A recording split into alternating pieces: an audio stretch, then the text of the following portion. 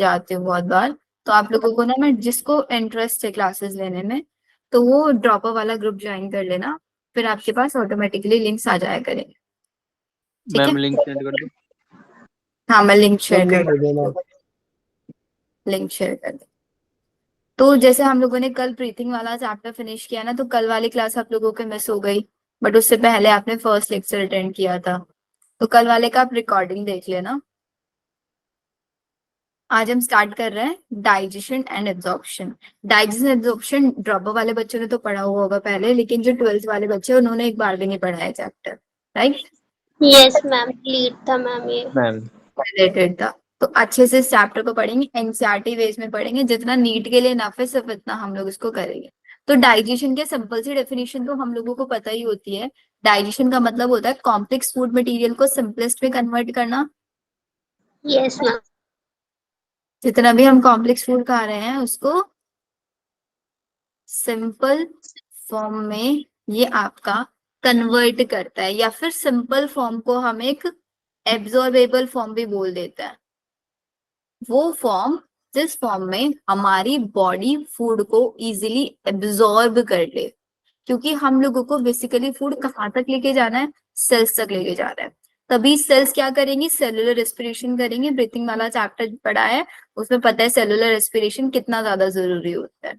Cellular respiration के लिए C6H12O6 sales के पास चाहिए, तो कहाँ से जाएगा, जो हम फूड खा रहे हैं उस फूड को सिंपलेस्ट फॉर्म में कन्वर्ट कराएंगे, वही सिंपलेस्ट फॉर्म को हमारे सेल्स एब्जॉर्ब कर लेंगे। तो हमें इसमें दो चीजें पढ़नी है। पहला, फूड को ब्रेक डाउन कैसे कराएंगे, किस किस साइट में फूड का ब्रेक डाउन होगा, कैसे होगा, कौन से एंजाइम्स रोल प्ले करेंगे, वो सारी चीजें पढ़ेंगे। सेकेंडली हम लोग पढ़ेंगे कि किस सब्सटेंस का एब्जॉर्प्शन किस फॉर्म में होता है, डिफ्यूजन के थ्रू होता है, एक्टिव ट्रांसपोर्ट होता है, या फिर कैसे होता है। सिर्फ ये दो चीजें हम लोगों को इस चैप्टर के अंदर पढ़नी है। क्लियर है? चैप्टर का बेसिक मैम पढ़ो। सब अपनी अपनी एनसीईआरटीज ओपन कर लेना, एनसीईआरटी के साइड साइड में नोट्स बनाते चलना। मैं पता है food is the one of the basic requirement of all living organism. Food का मेजर कंपोनेंट, पहला क्वेश्चन यहाँ से आता है, फूड का मेजर कंपोनेंट क्या होता है आपका? Carbohydrate, carbohydrate protein fat. Protein and fat. ठीक है? फोटोसिंथेसिस वाला चैप्टर पढ़ाया, एक रेस्पिरेशन इन प्लांट वाला चैप्टर में मैंने आप लोगों को पढ़ाया। इन तीनों कंपोनेंट में से सबसे पहले ब्रेकडाउन किसका होता है? सबसे पहले कार्बोहाइड्रेट का होता है, second fat. Fat, third fats, protein. जब प्रोटीन। कार्बोहाइड्रेट और फैट का ब्रेकडाउन होता है उसको क्या बोलते हैं? Floating respiration. Yes ma'am. और जब प्रोटीन का ब्रेकडाउन होता है उसको बोलते हैं प्रोटोप्लाज्मिक रेस्पिरेशन। प्रोटोप्लाज्मिक रेस्पिरेशन है, we have two types of respiration. Floating respiration जिसमें कार्बोहाइड्रेट और फैट का ब्रेकडाउन होगा, और प्रोटोप्लाज्मिक रेस्पिरेशन जिसके अंदर प्रोटीन का। तो याद रखना, protoplasmic, P for protein and P for protoplasmic, और बाकी कार्बोहाइड्रेट एंड फैट फ्लोटिंग में आएंगे। तो पहले फ्लोटिंग होता है, फिर प्रोटोप्लाज्मिक वाला होता है। ठीक है? फिर उसके बाद हमारे पास विटामिन एंड मिनरल्स भी प्रेजेंट होता है, बिकॉज मेजर कंपोनेंट तो हमने देखा फूड का क्या है, कार्बोहाइड्रेट, प्रोटीन एंड फैट है, लेकिन उस फूड के अंदर कुछ अमाउंट में विटामिन और मिनरल्स होता है जो कि बहुत स्मॉल क्वांटिटी के अंदर प्रेजेंट होता है। फूड क्या काम करता है? हमारी बॉडी को एनर्जी देने का काम करता है, हमारे जितने भी ऑर्गेनिक मटेरियल्स है उन सबको ग्रोथ कराता है, कोई भी टिश्यू इंजर्ड हुआ है, डैमेज हुआ है, उसको रिपेयरिंग में हेल्प करता है। एंड वाटर क्या करता है? वाटर जो हम लेते हैं, वाटर का सबसे इंपॉर्टेंट प्रोसेस है, मेटाबॉलिक प्रोसेस में ये रहता है, एंड वाटर बॉडी के डिहाइड्रेशन को प्रिवेंट करता है। तो पहला क्वेश्चन यहाँ से बनेगा, फूड का major component carbohydrate, protein and fat, water किस में इंपॉर्टेंट रोल दिखाता है? आपका मेटाबॉलिक प्रोसेस में, एंड बॉडी को डिहाइड्रेशन से बचाता है। Clear? Yes ma'am. Yes ma'am. Yes ma'am. और बायोमोलिक्यूल्स चैप्टर सबने पढ़ा है। बायोमोलिक्यूल चैप्टर में हमने पढ़े हैं bio micromolecule and bio macromolecules. पढ़े हैं, नहीं पढ़े हैं? Yes ma'am. मैक्रो जो हमको ज्यादा अमाउंट में चाहिए होते हैं, तो ये बोल रहे कि जितने भी बायो मैक्रोमोलिक्यूल्स है हमारे फूड के अंदर वो डायरेक्टली यूटिलाइज नहीं हो सकते। कि लेट्स सपोज बायो मैक्रोमोलिक्यूल एक प्रोटीन है और हमने प्रोटीन खाया, ये प्रोटीन की फॉर्म में ही सेल इसको एब्जॉर्ब कर ले, ऐसा पॉसिबल नहीं है। सेल इसको प्रोटीन की फॉर्म में एब्जॉर्ब नहीं कर सकता, तो हमें क्या करना पड़ेगा, इसको ब्रेक डाउन कराना पड़ेगा इसको सिंपलेस्ट फॉर्म में। प्रोटीन की सबसे सिंपलेस्ट फॉर्म क्या होता है प्रोटीन का मोनोमर? Amino acid. तो हमें इस प्रोटीन को डायरेक्टली अमाइनो एसिड में भी नहीं हम इसको ब्रेक कर सकते। ऐसा कोई एंजाइम नहीं है जो प्रोटीन के पेप्टाइड बॉन्ड ब्रेक कर दे और डायरेक्टली इसको अमाइनो एसिड में कन्वर्ट कर दे। उसके बीच में बहुत सारी इंटरमीडिएट फॉर्म्स आएंगे, पेप्टोन्स आएंगे, डाइपेप्टाइड, ट्राइपेप्टाइड, फिर जाके एंड में अमाइनो एसिड बनता है। तो एक लॉन्ग प्रोसेस होता है ये। This process of conversion of complex food material into the simplest form is known as digestion. और डाइजेशन किसके थ्रू होता है? डाइजेस्टिव सिस्टम के थ्रू होता है। नेक्स्ट इंपॉर्टेंट, इस लाइन को हाईलाइट करो। डाइजेशन एक कैसा प्रोसेस है? मैकेनिकल एंड बायोकेमिकल मेथड है ये। जो डाइजेस्टिव सिस्टम है वो कैसे डाइजेशन कराती है? मैकेनिकल बायोकेमिकल मेथड के थ्रू कराती है। तो कितने क्वेश्चन बनता है इस पैराग्राफ से? Major food component carbohydrate, protein and fat, water, metabolic process and dehydration, bio macrobiology. उसको हमें सिंपलेस्ट फॉर्म में कन्वर्ट कराना है with the help of digestive system, जो डाइजेशन करेगा। कैसा मेथड है? Mechanical and biochemical method. Clear ये पैराग्राफ सबको? Yes. अब हमें बढ़ना है डाइजेस्टिव सिस्टम क्या होता है। डाइजेस्टिव सिस्टम के अंदर दो चीजें आती हैं, एक आता है एलिमेंट्री कैनाल एंड एक आता है digestive associated glands. Alimentary canal and associated gland. तो स्टार्ट करेंगे हम लोग इसको सबसे पहले आपका एलिमेंट्री कैनाल से। ये साइड में लिखना चाहोगे साइड में लिख लेना, अलग से नोट्स बनाना चाहोगे अलग से नोट्स बना। एलिमेंट्री कैनाल कितने मीटर की होती है? ये लेंथ कितनी होती है एलिमेंट्री कैनाल की? 9 meter. 9 मीटर लॉन्ग ट्यूब होती है। कहाँ से कहाँ तक होती है ये आपका? माउथ से एनस तक। माउथ से एनस तक 9 मीटर लॉन्ग ट्यूब है। पूरा का पूरा जो डाइजेशन होता है ना वो इसी एलिमेंट्री कैनाल के अंदर होता है। और इससे एसोसिएटेड जो ग्लैंड्स हैं वो ग्लैंड सिर्फ और सिर्फ कहीं ना कहीं किस ना किसी टाइप के एंजाइम्स हमको बना के देंगी, और वो एंजाइम्स आएंगे एलिमेंट्री कैनाल में। डाइजेशन एलिमेंट्री कैनाल में ही होगा। डाइजेस्टिव ग्लैंड सिर्फ और सिर्फ हेल्प करने का काम करेंगे। डाइजेस्टिव ग्लैंड में सिर्फ लीवर, पेनक्रियाज और आपका गॉल ब्लैडर, ये 2-3 चीजें आ जाती है। बाकी सारे कंपोनेंट्स आपके एलिमेंट्री कैनाल में। एलिमेंट्री कैनाल में सबसे पहले हम लोग पढ़ेंगे आपका माउथ। माउथ के अंदर जो पूरा पोर्शन होता है उसको हम बोलते हैं बक्कल कैविटी। बक्कल कैविटी के अंदर हम क्या क्या चीजें पढ़ेंगे? बक्कल कैविटी में हम लोग पढ़ेंगे टीथ्स, कितने टाइप के टीथ्स होते हैं, ओरिएंटेशन कैसे होता है, ये सारी चीजें। देन हम लोग देखेंगे यहाँ पे टंग के बारे में देखें। माउथ के बाद नेक्स्ट पार्ट आता है ईसोफेगस। ईसोफेगस कुछ नहीं होता, ईसोफेगस का काम है सिर्फ माउथ और स्टमक को कनेक्ट करके रखने का काम करता है। माउथ से स्टमक तक फूड को लेके जाने का जो काम होता है वो ईसोफेगस का होता है। ईसोफेगस के अंदर जब फूड मूव करता है उस मूवमेंट को हम बोलते हैं peristaltic movement, and this process is known as peristalsis.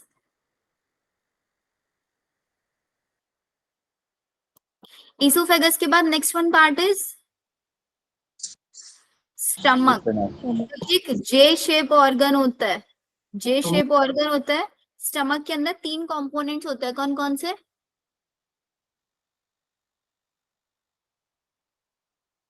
कौन से पार्ट होते हैं स्टमक के अंदर? Cardiac, fundus and pyloric.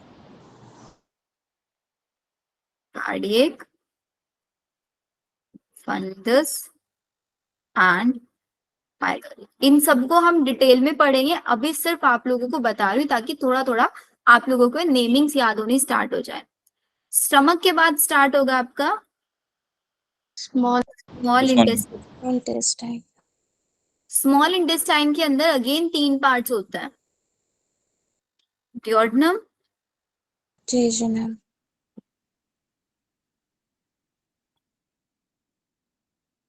Ilium. Then small intestine के बाद we have Large intestine.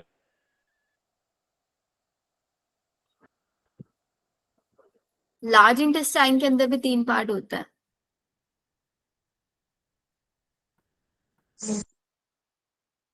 Colon. Rectum, caecum, Colon. Colon. Large intestine के बाद एनस। एनस के अंदर होती है एनल कैनाल। ये पूरी एलिमेंट्री कैनाल है। सबसे पहले माउथ, माउथ के बाद इसोफेगस, इसोफेगस के बाद स्टमक, चेस्ट ऑर्गन, स्टमक के बाद स्मॉल इंटेस्टाइन, स्मॉल इंटेस्टाइन के बाद लार्ज इंटेस्टाइन। स्टमक के अंदर 3 part, cardiac, fundus, pyloric, small intestine, duodenum, jejunum, ileum, large intestine, rectum, caecum, colon and then anus, जिसके पास एनल कैनाल है। ये वाली सारी टर्म्स याद हो जाएंगी। Yes, ma'am. Ma'am, large intestine. जी सर दिखाना।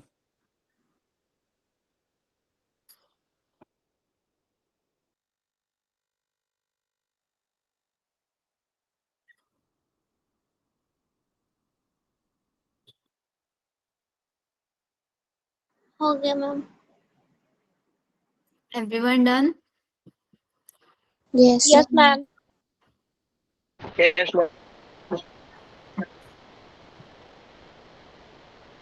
देखो, अब सबसे पहले इन्होंने एलिमेंट्री कैनाल के बारे में लिखा है। एलिमेंट्री कैनाल में उन्होंने बोला माउथ से लेके एनस तक होता है। तो यहाँ से स्टेटमेंट वाला क्वेश्चन आता है कि माउथ क्या है? Mouth is the anterior opening and anus कैसी ओपनिंग है? Anus is the posterior opening. Mouth anterior, anus posterior. Mouth leads to the buccal cavity या फिर बक्कल कैविटी को ही ओरल कैविटी भी बोलते हैं। जो हमारे माउथ का पूरा पोर्शन होता है ना अंदर का, उसको बक्कल कैविटी, ओरल कैविटी। हमारे माउथ के अंदर क्या क्या चीजें होती है? 2 चीजें होती है, या तो टीथ्स होते हैं या फिर टंग होती है। जो टीथ्स होते हैं वो आपके जॉ के अंदर एम्बेडेड होता है। एनिमल किंगडम चैप्टर पढ़ा होगा, वहां पे देखा था कुछ जॉलेस होते हैं और कुछ जॉ वाले होते हैं। Yes, ma'am. पढ़ा था, ठीक है। इसको थोड़ा सा ऐसे समझो।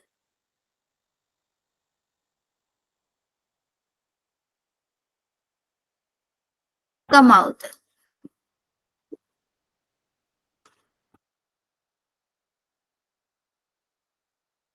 यहाँ पे ऐसे टीथ से अटैच है।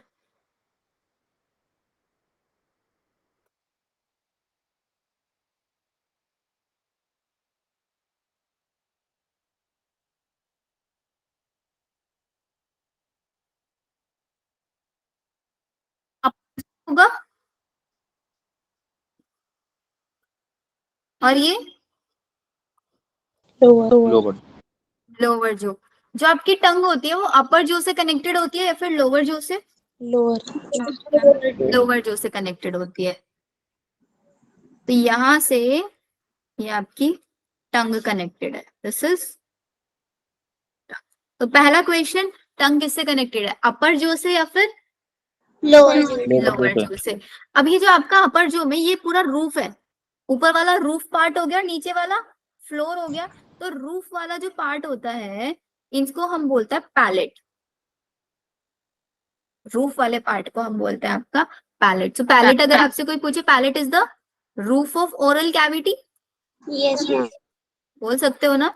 अब आपने एक चीज देखा होगा कि जो हमारा पैलेट वाला पार्ट होता है उसमें जो आगे वाला एंटीरियर वाला पोर्शन थोड़ा रफ होता है, पोस्टीरियर वाला स्मूथ होता है।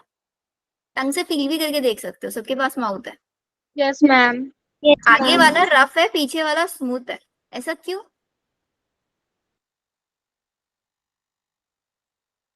पैलेट को अगर हम इसी बेसिस पे हमने देखा, पता है किसी को?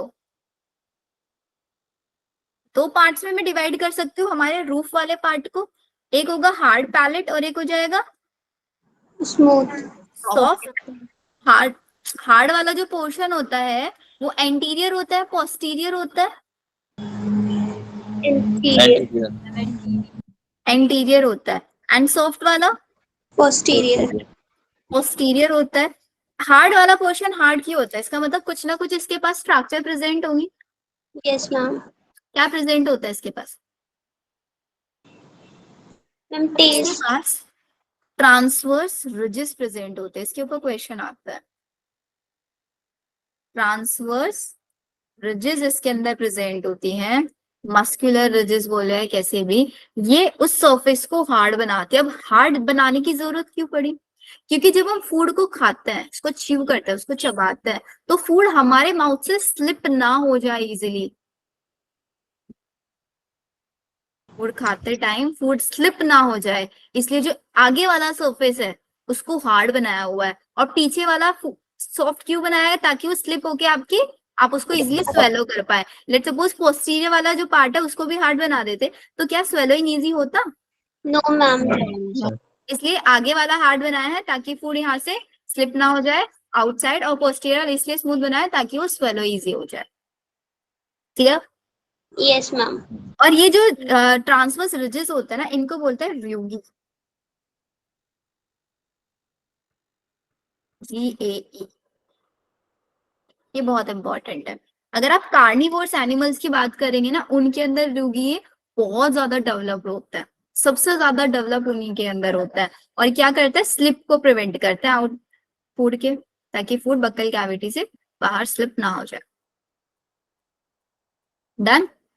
Yes, ma'am. Yes, ma'am. अब जो मैंने आपको अपर जो और लोअर जो लिखा है ना, इसके लिए भी हम एक टर्म यूज करते हैं। अपर जो और लोअर जो के लिए क्या टर्म यूज करते हैं? अपर जो is known as maxilla, and lower जो is known as mandible. Cockroach याद है ना?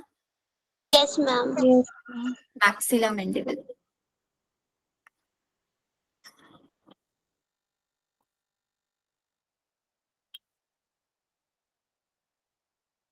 अब हार्ड वाला पार्ट तो हमने देख लिया। अब इसमें जो पोस्टीरियर वाला पार्ट होता है ना, पीछे वाला पार्ट, इस पोस्टीरियर पार्ट में अगर आपने कभी ना अपने आप को मिरर में जाके आप फोन के कैमरे से देखना, अपना पूरा माउथ खोलना, उसमें देखोगे कि आपका जो पोस्टीरियर वाला पार्ट है ना, उसमें आपको एक हैंगिंग डाउन स्ट्रक्चर दिखाई देगी ऐसे। जब छोटे बच्चे बहुत चिल्लाते हैं ना मुंह खोल खोल के, तब दिखता है ये। ऐसे Yes, you ma'am. Shape structure होती है, पोस्टीरियर पार्ट से अटैच होती है। इस हैंग डाउन स्ट्रक्चर को हम क्या बोलते हैं? अल्वा।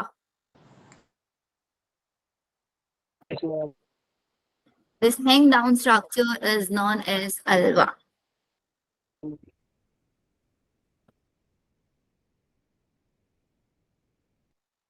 लिख इसको। अगर Then, इसके ma'am. बारे में लिखना चाहो ऐसे लिख लेना, हैंग डाउन स्ट्रक्चर। कभी भूल जाओ व्हाट इज अल्वा स्ट्रक्चर। ठीक है।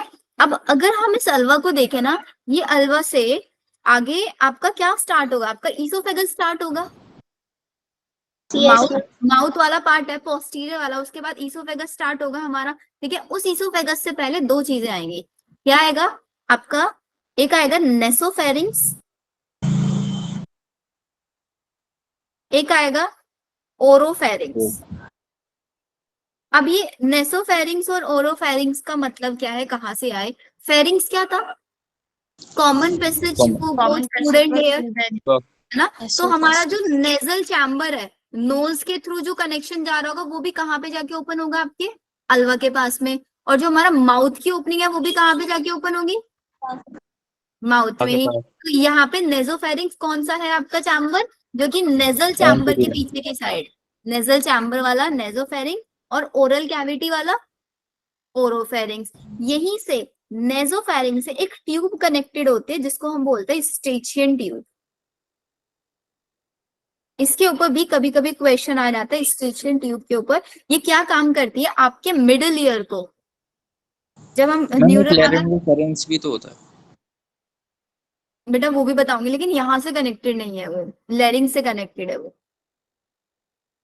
ये क्या काम करती है? मिडिल ईयर को, जब फेरिंग्स पढ़ेंगे ना हम लोग डिटेल में, वहां पे फिर से लिखाऊंगे कि 3 पार्ट्स में डिवाइडेड होता है आपका। मिडिल ईयर कनेक्ट करता है, स्टेशन ट्यूब मिडिल ईयर को कनेक्ट करता है विद नेजोफेरिंग्स।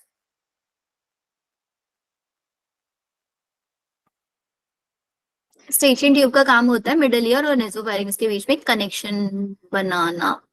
कभी एक चीज आपने फील की है, हम लोग जब मेडिसिन आईज में डालते हैं या कान में डालते हैं, उसका टेस्ट गले में आ जाता Yes, ma'am. Yes ma'am. है, इसी की वजह से। इसी की वजह से वो टेस्ट आता है। Okay ma'am. Station tube. Clear यहाँ तक सबको? तो माउथ वाला पार्ट देखो, अब हमने क्या क्या पढ़ा माउथ वाले पार्ट के अंदर आपका। सबसे पहले हमने पैलेट देखा, roof of the buccal cavity. Hard and soft होता है। हार्ड क्यों होता है? बिकॉज उसके पास यूडीज प्रेजेंट होता है। सॉफ्ट होता है, सॉफ्ट का जो पोस्टीरियर पार्ट होता है उसको अल्वा बोलते हैं। हैंग डाउन स्ट्रक्चर होती है नेजोफेरिंग सोरोफेरिंग। नेजोफेरिंग को मिडल ईयर से कनेक्ट करने का काम होता है स्टेशियन ट्यूब। मैम थोड़ा मैम पोस्टीरियर वाला ऊपर वाला सरफेस होगा। पोस्टीरियर पीछे, एंटीरियर आगे। मैम थोड़ा रिवाइज बताओ, ऊपर से चले जाएगा फिर। देखो, रिवाइज कराया जितना मैंने बताया अभी तक। मैंने बोला भाई हमारा जो माउथ है उसका पूरा पोर्शन बक्कल कैविटी, ठीक है। ये तो वो पार्ट है ना जो हम लोगों के पास है, तो हम इजीली इसको इमेजिन भी कर सकते हैं बक्कल कैविटी। ऊपर वाला सरफेस पार्ट पैलेट। पैलेट के अंदर जो एंटीरियर वाला आगे वाला पोर्शन है वो हार्ड पैलेट। पोस्टीरियर वाला सॉफ्ट पैलेट। एंटीरियर वाला हार्ड क्यों है? क्योंकि उसके पास ट्रांसवर्स रिजेस प्रेजेंट है, जिसको हम बोलते हैं रियोडी। पोस्टीरियर वाले पोर्शन में, बहुत ज्यादा पोस्टीरियर में जाओगे तो एक हैंग डाउन स्ट्रक्चर दिखाई देगी which is known as uvula, ठीक है। वो हैंग डाउन स्ट्रक्चर है। उस अल्वा के बाद आपके फेरिंग्स के दो पार्ट अटैच होते हैं, नेजोफेरिंग, ओरोफेरिंग। नेजोफेरिंग जो नेजल चैम्बर से आता है, ओरोफेरिंग जो ओरल कैविटी से आता है। नेजोफेरिंग्स को हमारे मिडिल ईयर से कनेक्ट करने का काम होता है स्टेचियन ट्यूब का। ये पता है कैसे होती है? अच्छा, एक और चीज आपने देखी होगी, इसको ना एग्जाम्पल ऐसे होता है। किसी को ना कान में अगर दर्द होता है तो उसके इतने वाले पूरे पोर्शन में दर्द होता है। Yes, ma'am. मैम होता है, मेरी भी होता है हुआ ना? है एक बार। ये पूरा मतलब हमारा ना हाफ जो फेस होता है वो स्वेल अप हो जाता है, दर्द होता है। कि दर्द तो भाई कान के अंदर है, यहाँ पे फेस पे चीक के साइड पे भी बड़ा दर्द होता है। वो क्यों? क्योंकि वो जो वहां पे वो पेन है ना, वो स्टेचियन ट्यूब के अंदर भी आ जाता है। अगर आपके ईयर में कोई इन्फेक्शन है तो स्टेचियन ट्यूब से आपके पूरे फेरिंग्स वाले रीजन और गले में भी दर्द होना शुरू हो जाता है कान में हो Yes, ma'am. तो सब स्टेचियन ट्यूब की वजह से ही है। इनके बाद में आप लोगों को मैं इमेजेस भी दिखा दूंगी, उससे और ज्यादा आप लोगों को क्लियर हो जाएगा, Yes, ma'am. Okay ma'am. ठीक है। तो ये तो हुआ सिर्फ और सिर्फ हमने अभी तक किसके बारे में पढ़ा? बक्कल कैविटी के बारे में पढ़ा। अब इसके अंदर क्या आता है? बक्कल कैविटी के अंदर दो पोर्शन आता है, आपका टंग और टीथ, है ना। तो सबसे पहले टंग के बारे में देखो। टंग कैसी स्ट्रक्चर होती है? मस्क्यूलर स्ट्रक्चर होती है।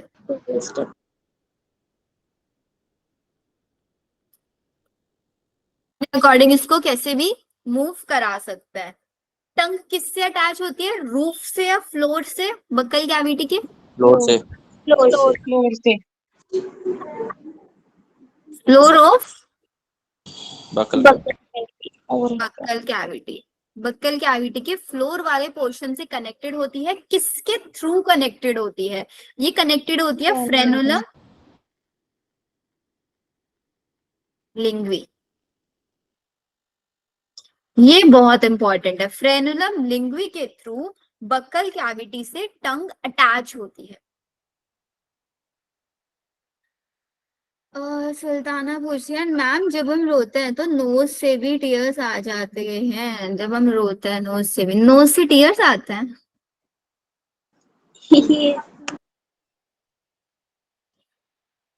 तो ये हो गया, ठीक है। इसको याद रखना आपको। और अगर हम टंग को देखें तो टंग को मैं दो पार्ट में डिवाइड कर सकती हूँ। जो टंग का आगे वाला पार्ट है उसको बोलेंगे हम आपका ओरल पार्ट, और पीछे वाला part is pharyngeal part.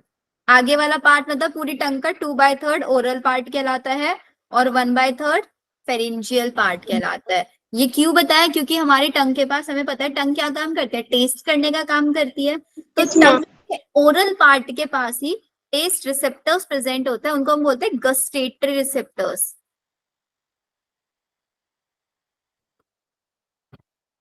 Gustatory receptors यहाँ पे प्रेजेंट होता है। फेरिंजियल पार्ट में टॉन्सिल सबको होते होंगे, Yes. हाँ। तो इसी फेरिंजियल पार्ट पे टॉन्सिल्स प्रेजेंट होता है। गस्टेटरी रिसेप्टर अलग अलग टाइप के टेस्ट को फील करने में हेल्प करता है। एंड फेरिंजियल पार्ट आपका जिसके पास टॉन्सिल्स प्रेजेंट होता है, जिनके ऊपर टॉन्सिल्स के ऊपर इन्फ्लेमेशन हो जाता है, which is known as tonsillitis. और टॉन्सिल्स की सर्जरी को क्या बोलते हैं? टॉन्सिलेक्टोमी।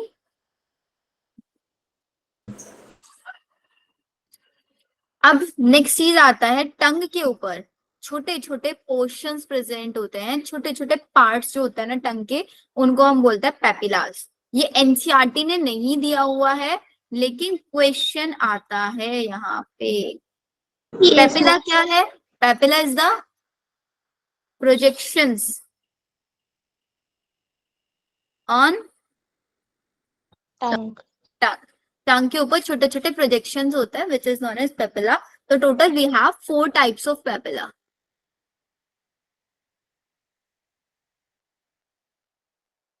Wallet papilla,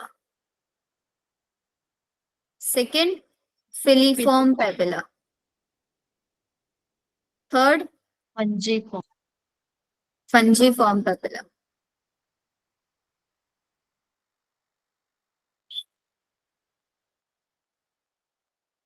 fourth foliate papilla। जो आपका वेलेट पेपिला होता है ना, ये स्फेरिकल इन शेप होता है,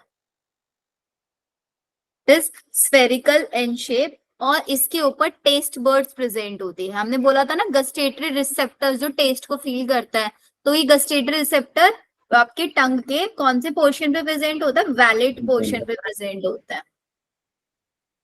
इसके पास टेस्ट बर्ड्स होते हैं। और फिलिफॉर्म पैपिला एक ऐसा पैपिला टंग के ऊपर, ऐसा पार्ट जिसके ऊपर कोई टेस्ट रिसेप्टर्स नहीं है, इज डिवाइड ऑफ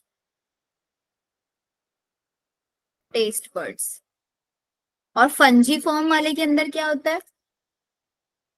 इसका काम है ये टंग को पिंक कलर प्रोवाइड कराता है।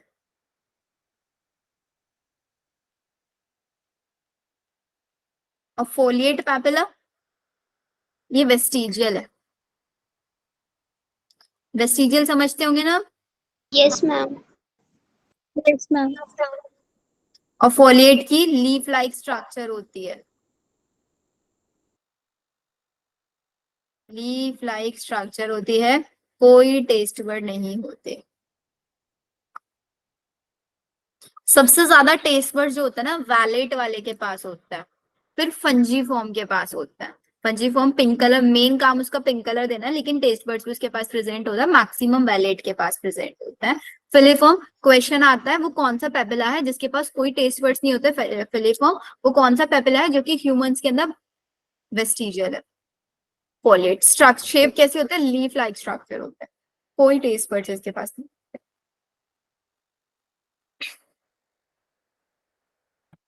हो गया मैम। Yes, ma'am. हो गया। तो टंग के बारे में देख लिया। टंग के बाद मैम टेस्ट बट तो फोलिएट पे के पास भी नहीं है और फिलिफॉर्म के पास भी नहीं है।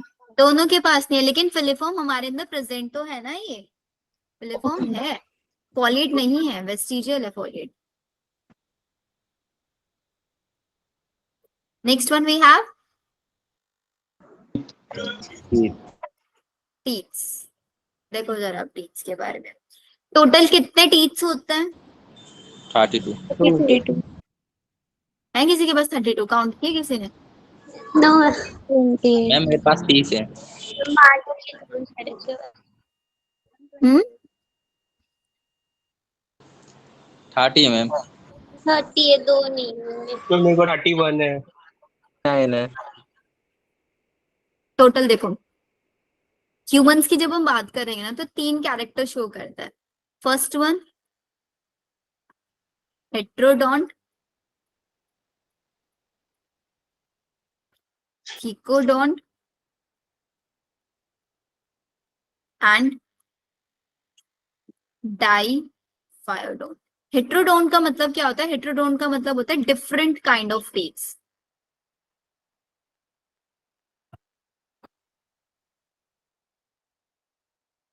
Different types of teeths. Thecodont का मतलब होता है टीथ्स एम्बेडेड इन जो, जो के अंदर टीथ एम्बेडेड है। डाइफायोडाउंट के मतलब होता है two life span. Two life span में सबसे पहले आपके पास कौन से टीथ्स आते हैं? मिल्क दूध वाले टीथ्स आते हैं, मिल्क या फिर डेसिडियस टीथ्स, और फिर आते हैं आपके परमानेंट। Permanent teeths. ठीक है, तो अब ये तीन कैरेक्टर्स ह्यूमंस के अंदर, हेटेरोडोन का मतलब अलग अलग टाइप के टीथ्स पाए जाते हैं, सारे अलग अलग नहीं होते। Total we have 4 types of teeths. The first one, incisors. Second, Canine. canines. Third, Premolars. premolars. And the fourth one, Molar. molars. incisors को डिनोट करते हैं किससे? कैपिटल आई से, canines capital C, premolars PM and molars M। ठीक है, और diphyodont का मतलब ये हुआ कि 2 बार टीथ आते हैं, एक बार आपके बचपन में आए जो टूट गए, एंड अब परमानेंट वाले अब टूट जाएंगे तो दोबारा से नहीं आने वाले। मैम अकल दाढ़ की होती है। बेटा उसको विजडम टीथ बोलते हैं। थर्ड मोलर जो होता है ना हमारा, वो विजडम टीथ में था, इसीलिए मैंने पूछा टोटल 32 है या नहीं है। जिसको विजडम टीथ आया वो होगा उसके तो होंगे, नहीं तो नहीं। निकला है किसी को विजडम टीथ? मैम मेरे दर्द हुआ था। दर्द होता है बस, निकलता नहीं है, क्योंकि हमारा जो मतलब बहुत लोगों को आ भी जाता है। मैम मेरी तो पता टीथ के ऊपर टीथ है कई जगह। सबसे लास्ट क्योंकि मैम, हमारा मेरी जो है ना पूरा का पूरा, उसमें सेट थे टीथ्स, और ये एक्स्ट्रा टीथ निकलते हैं, तो ये क्या कहते हैं, आसपास वाले टीथ को इधर उधर शिफ्ट करेंगे, किसी को आगे भेज देंगे, किसी को पीछे भेज देंगे, अपनी जगह बना लेते हैं, उसकी वजह से आगे पीछे टीथ हो जाता है। विजडम टीथ में भी दर्द क्यों होता है? क्योंकि वो आपके जो से निकल के आता है, रूट से डेवलप होता है वो, तो उसकी जगह तो होती नहीं है उसकी, अब वो इधर उधर में प्रेशर जनरेट करेगा जिसकी वजह से दर्द होता है। मैम मेरे है। Wisdom, yes ma'am. Very good.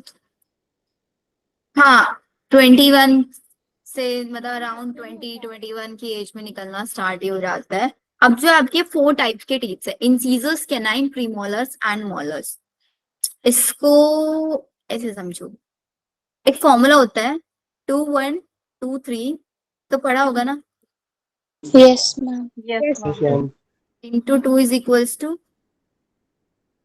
32। क्या बताता है formula? incisors, canines, premolars and molars। Same ऐसी सीरीज में याद रखना। ये जो उसका ऊपर है न्यूमरेटर, न्यूमरेटर बताता है अपर जो के बारे में, और डिनोमिनेटर लोअर जो। लोअर। ठीक है, और ये जो इधर 32 है ये क्या बताता है हमको? Total total count. ठीक है, अब मैं यहाँ पे देखो टीथ स्ट्रो कर रही हूँ, कैसे टीथ स्ट्रो करूंगी ध्यान से समझना। अपर जो वाले करके दिखा रही हूँ, इन्होंने बोला 2 इंसीजर्स हैं, तो इस अपर जो को भी मैंने ऐसे पार्टीशन कर लिया, तो आपके ये यहाँ पे 2 इंसीजर्स है ना, तो 2 इंसीजर्स में से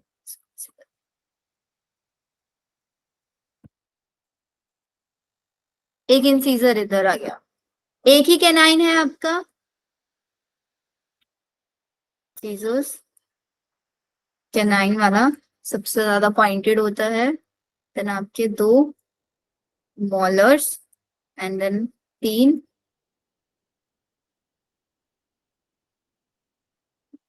ये देखो कितने हुए, 1 2 3 4 5 6 7 8, 8 इधर बन गए, 8 इधर बना दो।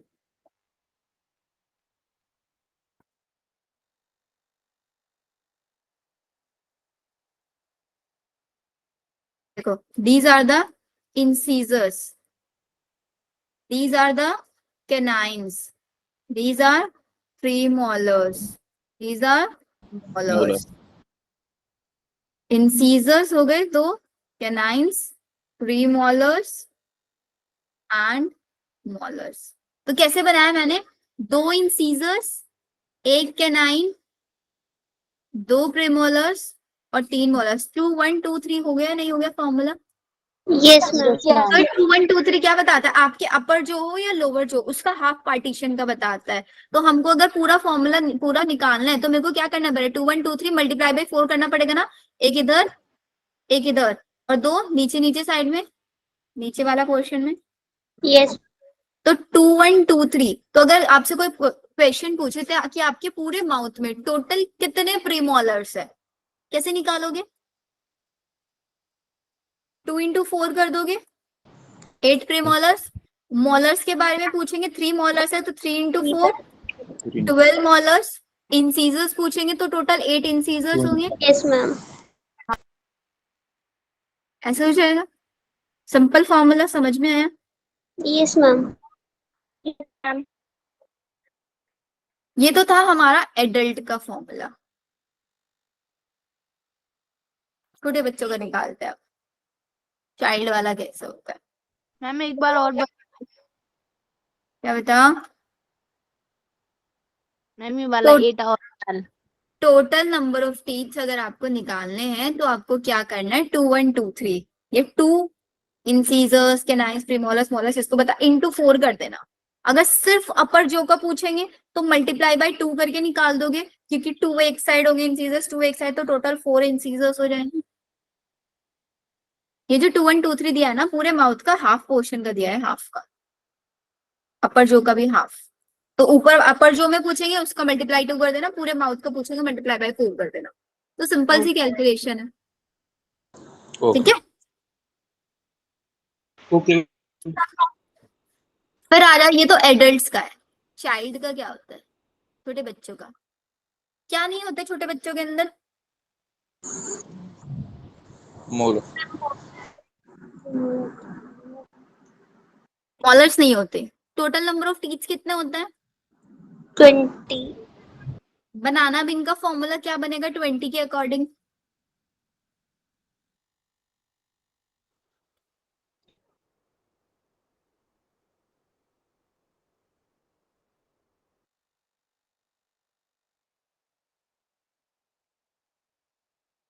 मैम 2102 तो 0 2 इसके अकॉर्डिंग आपका इनके अंदर क्या हो रहा है? मॉलर्स नहीं है या प्री मॉलर्स नहीं है? मैम Premolars नहीं होंगे फिर। सोचो अच्छे से। मॉलर्स नहीं है। मैम प्री मॉलर्स, क्योंकि फॉर्मूला क्या बना? 02. 210 2 1 काउंट करना अब इनको। 20 8 इंसीजर्स कितने हैं? 4 2 जा 8।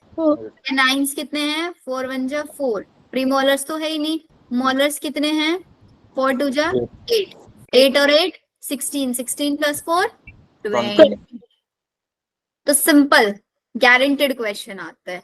चिल्ड्रंस के पास कौन से टाइप के टीथ नहीं होते? प्री मोलर्स एब्सेंट होते हैं छोटे बच्चों के अंदर। इसीलिए छोटे बच्चों को जब वो छोटे होता है तो ज्यादा हार्ड फूड नहीं खिलाया जाता। Yes. मैम रेट और रैबिट के नहीं बेटा, इनसे क्वेश्चन नहीं आते, इनसे क्वेश्चंस नहीं आते ज्यादा, मतलब ज्यादा के आते ही नहीं इनसे तो। मैम ये चाइल्ड वाला हमने कितनी एज के लिए कंसीडर करा है? इसको आप कंसीडर कर लो 4 से 5 एज तक। 5 एज के बाद स्टार्ट होने लग जाता है दूध वाले टीथ गिरने और परमानेंट वाले आने। हाँ मोलर्स होते हैं 3। हाँ बेटा मोलर्स 3 होते हैं, लेकिन बच्चों के अंदर 2 होता है, हमारे अंदर 3 होता है, बच्चों के अंदर 2।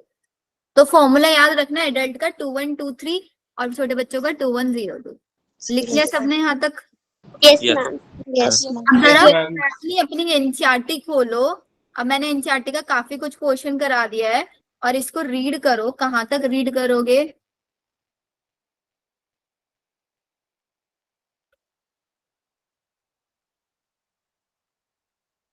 यहाँ तक रीड करो, टेस्ट वर्ड्स तक जल्दी जल्दी से रीड करो एंड आस्क योर डाउट्स। मैं तब तक चार्जिंग ऑन कर ले। और ऊपर जो डायग्राम दिया हुआ है ना, इसको इग्नोर मत करना, डायग्राम भी ध्यान रखना। Okay ma'am.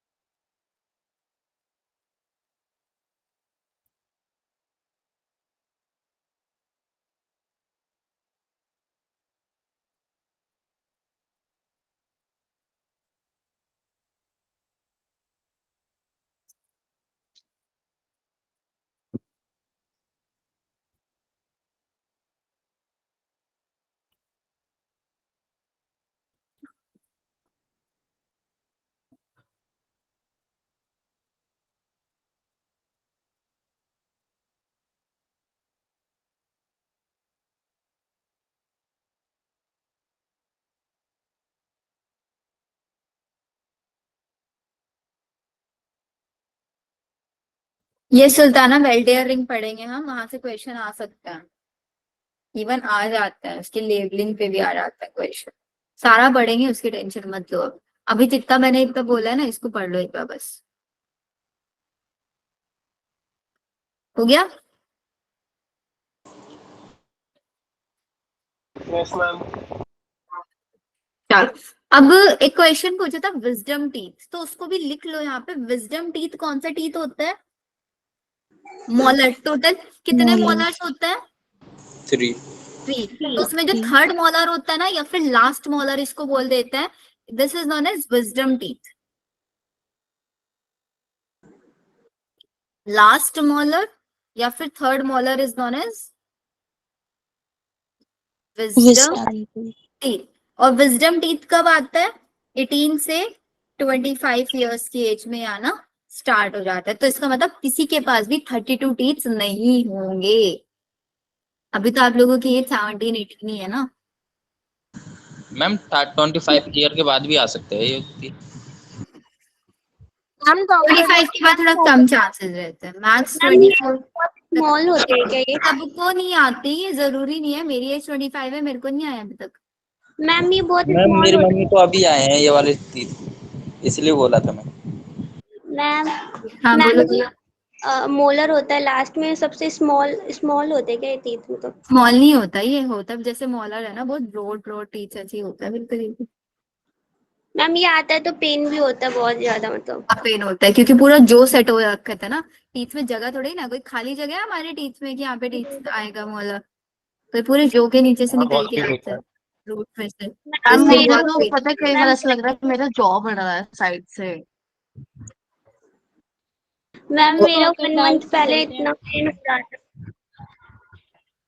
मम्मी को दिखाया, मम्मी बोली वो छोटा सा तेरे लास्ट में आ रखा है। मैंने कहा पता नहीं क्या है, फिर डॉक्टर के पास गई तो उन्होंने बताया। एलिफेंट के केस में सोचा, एलिफेंट के जो बड़े बड़े से सींग होता है ये जिनको मैम। टस्क वो बोलते हैं, टीथ होते हैं। तो भी उनके टीथ होता है ना। कौन सा टीथ होता है वो? मैम विजडम भी होते हैं ना? सीजर्स, इन सीजर्स होता है उनके। यस और आपने एक चीज सुना होगा, नॉर्मली लोग बोलते हैं जैसे किसी किसी के टीथ ना, आगे वाले दो टीथ होते हैं बहुत ब्रॉड होता है, तो यस बोलते हैं एलिफेंट टीथ है उसके पास। एलिफेंट टीथ इसीलिए टीथ भी तो बोलते हैं होते हैं। क्योंकि एलिफेंट के जो इंसीजर्स होता है ना, वो आपके टस्क में कन्वर्ट हो जाता है, टस्क में मॉडिफाई हो जाता है। और अपर या लोअर? अपर कभी एलिफेंट को देखना अच्छे से, लोअर वाले छोटे छोटे ही होंगे, अपर दो इंसीजर्स मॉडिफाई हो जाता है टस्क। मैम ठीक है। होते हैं वेम्पायर। वेम्पायर वाले मतलब? मैम वेबसाइट के टीथ भी तो बताते हैं, वो उनके आगे ही सीजर वही वाले काफी अपर मॉडिफाइड। इंसीजर्स, अपर इंसीजर्स ही होता है। इंसीजर्स और कैनाइन, ये दोनों के दोनों टीथ आपको क्या काम करता है? फूड को कटिंग में हेल्प करेंगे। और प्रीमोलर्स एंड मोलर्स जी। ग्राइंडिंग में हेल्प करेंगे, ग्राइंडिंग या फिर शेविंग में। जो आपके प्रीमोलर होते हैं ना, ट्रायंगुलर शेप के टीथ होते हैं ये। और मोलर्स रेक्टेंगुलर शेप के होते हैं। और इंसीजर सबसे ज्यादा पॉइंटेड टीथ्स होता है, क्योंकि फूड को कट करने का काम करता है सबसे ज्यादा। आप जनरली फूड को खाते हैं तो आप खुद ही देखो, जो आपके आगे वाले टीथ है इंसीजर्स, उनका कम रोल होता है ना, साइड वालों का ज्यादा होता है, यस इंसीजर्स का ज्यादा रोल नहीं होता। तो कैनाइन जनरली सबसे ज्यादा पॉइंटेड है, फूड को कट करेंगे और प्रीमोलर्स और मोलर्स फिर उसको ग्राइंड करके पेस्ट में कन्वर्ट करने में हेल्प करता है। हो गया यहाँ तक? अब आगे यस देखो। फिर नेक्स्ट हमको ये बोलते हैं कि जो हमारी ओरल कैविटी है, ओरल कैविटी आगे जाके किसमें कन्वर्ट होगी? आपके फेरिंग्स के अंदर कन्वर्ट होगी, जो कि कॉमन पैसेज होता है फूड एंड एयर का। फिर फेरिंग्स के बाद आता है आपका oesophagus and trachea. Trachea respiration वाले चैप्टर में पढ़ा है, wind pipe incomplete cartilaginous ring उसके ऊपर प्रेजेंट होती है, वो सारी चीजें है ना। Yes ma'am. यहीं पे हम लोग एक बार वेल्डेयर रिंग पढ़ लेते हैं। वेल्डेयर रिंग में ये एक डायग्राम देख लेना। इस डायग्राम से क्वेश्चन आ जाता है, आपको ये टीथ बना के दे देंगे और आपसे पूछ लेंगे बताओ भाई कौन से टीथ कौन से हैं। सबसे पहले दीज आर योर इंसीजर्स, ये शेप याद रखना। कैनाइन सबसे ज्यादा पॉइंटेड, प्रीमोलर की शेप ट्राइंगुलर शेप, तो ये आपके यहाँ से बीच में से ऐसे दिख रहा है, और ये आपके रेक्टेंगुलर वाले, ये तो पहचानने बहुत ज्यादा इजी है। इसमें याद रखना बिल्कुल ऐसे ही जैसे इसमें दिया हुआ ना डायग्राम, ऐसे ही डायग्राम वहां पे वो बना के देते। मैम इंसीजर और कैनाइन दोनों एक जैसे नहीं लग रहे थोड़े? इंसीजर्स और कैनाइन दोनों एक जैसे लगेंगे, लेकिन सबसे ज्यादा पॉइंटेड ध्यान रखना। ओके। सुल्ताना पहले क्वेश्चन आते थे रूट्स के ऊपर, कि इनकी डबल रूटेड है, सिंगल रूटेड है, या फिर तीन रूटेड है। आप यहाँ से भी देख सकते हो इंसीजर्स कैनाइंस के सिंगल रूट है, और जो हमारे पास मोलर्स है उनकी तीन रूट्स है। अब नहीं आते लेकिन ऐसे क्वेश्चन। और हमने तो एक चीज सिंपली की है, हम लोगों को 100% नहीं करना है, हम लोगों को पहले एनसीईआरटी करना है। एनसीईआरटी जब हो जाएगा फिर हम लोग पीवाईक्यूज के थ्रू आउट ऑफ एनसीईआरटी करेंगे, और जितना आउट ऑफ एनसीईआरटी करना है वो मैं सारा खुद ही कराऊंगी आप लोगों को। Yes ma'am. ठीक है, खुद से नहीं करना है कि खुद से बैठे हो और लगे पड़े हो 2-2 3-3 घंटे एक ही चैप्टर में वेस्ट कर रहे हो। सारा आउट ऑफ एनसीईआरटी चीजें मैं खुद आप लोगों को लर्न कराऊं। बस आप लोगों को एक चीज याद है, जितना क्लास में पढ़ाया जा रहा है उसको कंटिन्यूअसली रिवाइज करते जाना है। तो ये डायग्राम याद रखना इम्पॉर्टेंट है, क्वेश्चन आ सकता है। फिर इसके बाद सबसे पहले आप लोगों को वेल्डेयर रिंग बता देते हैं, बिकॉज सिक्वेंस में हम लोग चलेंगे।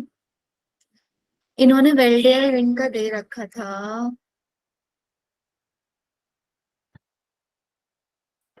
छोड़ो खुद से ही देख लेते हैं। सिंपल सी वेल्डेयर रिंग। एंड ये चैप्टर एक ऐसा चैप्टर है जिसको जितना डिटेल पढ़ लो उतना सफिशिएंट है, बिकॉज आगे जाके आप लोगों को एमबीबीएस में यही सारी चीजें तो पढ़नी है। अभी से बेसिक नहीं बना के चलोगे तो फिर वहां पे प्रॉब्लम आएगी, वहां पे कुछ समझ नहीं आएगा। मैं आउट ऑफ एनसीईआरटी बस ट्रूमेंस से, बेटा ट्रूमेंस में आउट ऑफ एनसीईआरटी जाओगे तो तुम्हें तो पता नहीं कितनी आउट ऑफ एनसीईआरटी दे रखी है, बहुत ज्यादा आउट मैम ऑफ मैं बस एनसीईआरटी। उसके थोड़े थोड़े इम्पोर्टेंट इम्पोर्टेंट करता हूँ जितने समझ आ जाते हैं। बट अभी मत पढ़ो, नीट क्रैक कर लो उसके बाद पढ़ लेना उस बुक को। यस मैम वो बुक बहुत अच्छी है मतलब। मेरे पास भी, मैंने भी खुद से ही वही पढ़ी है, मतलब अपने 11th 12th में मैंने खरीद ली थी, लेकिन कभी पूरी नहीं पढ़ी। मैम मैं तो स्कूल से प्रोवाइड हुई है, लाइब्रेरी से। मैंने तो 11th और 12th दोनों क्लासेस की बाई की हुई थी, तो मैम बहुत तो मतलब डीप दिया है। तो क्या हुआ? बहुत ज्यादा डिटेल दिया हुआ है। वेल्डेयर रिंग क्या होता है ना, Waldeyer rings are the lymphatic, lymphatic tissues तो समझते हैं ना अब आप लोग, yes ma'am. lymphatic tissues of the pharynx are arranged in a ring like manner। जो आपकी वेल्डेयर रिंग है वो अलग से कोई ऑर्गन नहीं है, कुछ नहीं है। आपका जो फेरिंग्स है, जो कॉमन पैसेज है फूड और एयर का, उस फूड और एयर में एक कॉर्नर्स पे एक रिंग बनाई हुई है, किसकी वजह से? Lymphatic tissues. लिम्फेटिक टिश्यूज ने एक अरेंजमेंट बना रखा है रिंग लाइक मैनर में, उसी को हम आपका वेल्डेयर्स रिंग बोल देते हैं। ठीक है, कैसे ये बना रहता है? इसे देखो, इसमें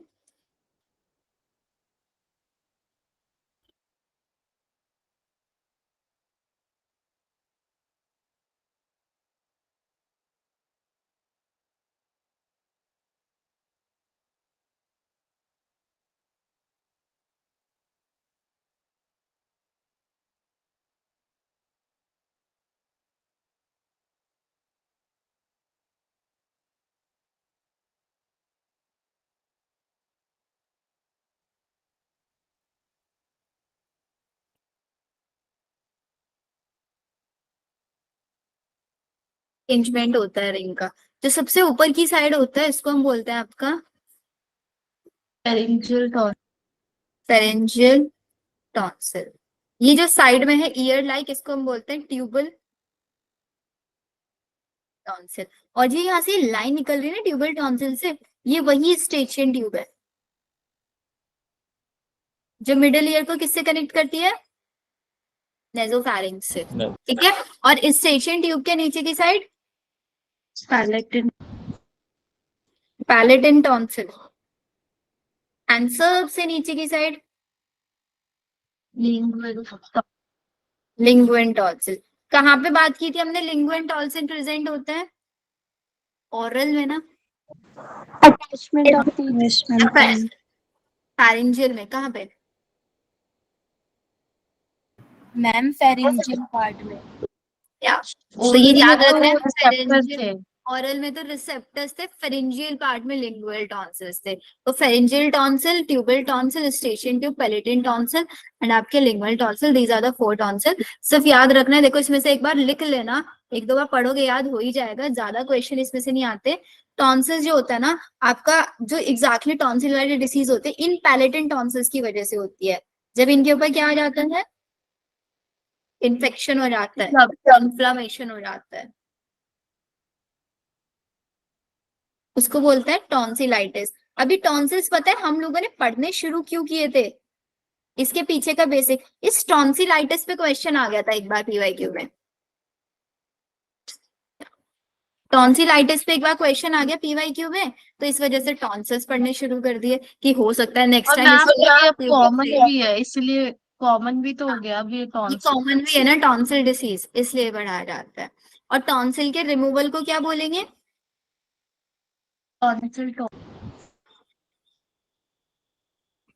टॉन्सिलेक्टोमी। मैम अगर टॉन्सिल रिमूव कर देंगे तो क्या मतलब फर्क पड़ेगा? टॉन्सिल्स रिमूव करने से फर्क तो कुछ ज्यादा नहीं पड़ेगा, बस आपका थोड़ा सा ना पिच डाउन हो जाती है। एंड सर्जरी देखो बहुत कम केसेस में होती है, ये थोड़ी ना आपको टॉन्सिल होता है मेडिसिन लेते हो, सर्जरी थोड़ी ना कराते हो आप लोग।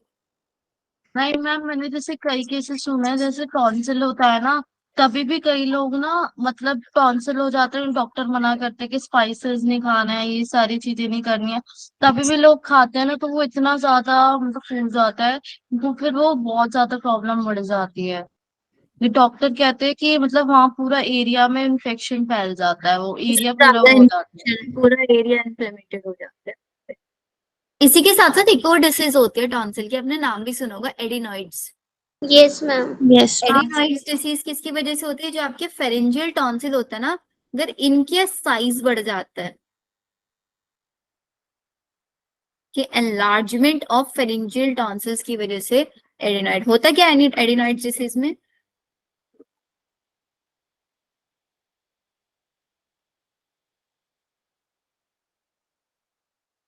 आओ, सुना है ना आप लोगों ने,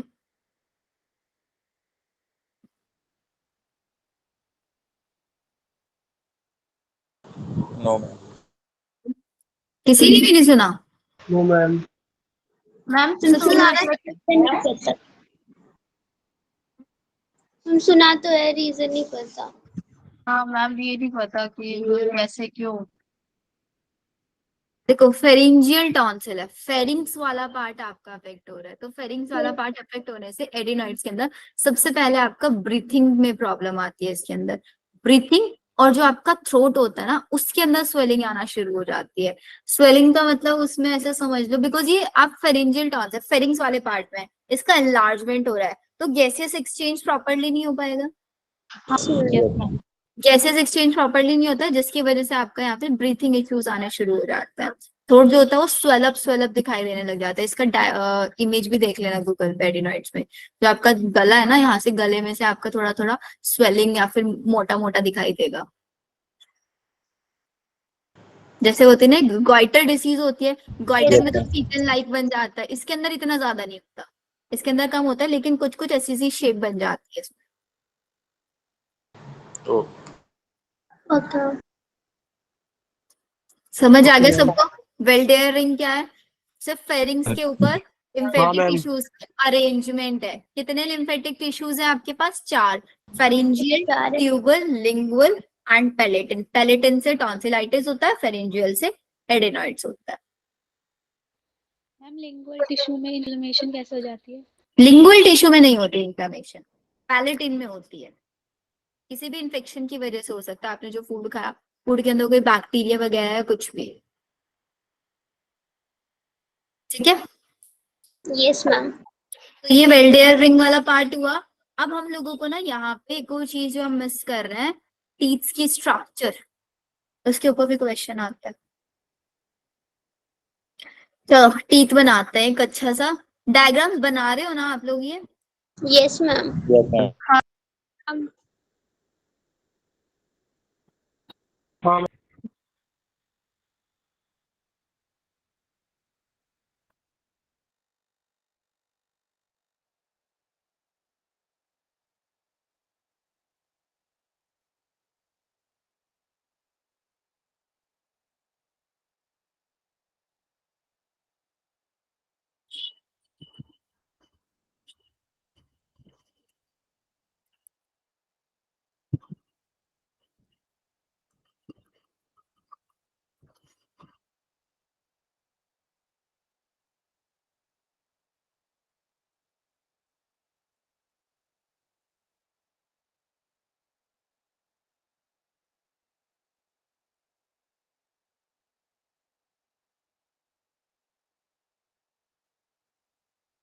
ये आपके टीथ हैं, ठीक है।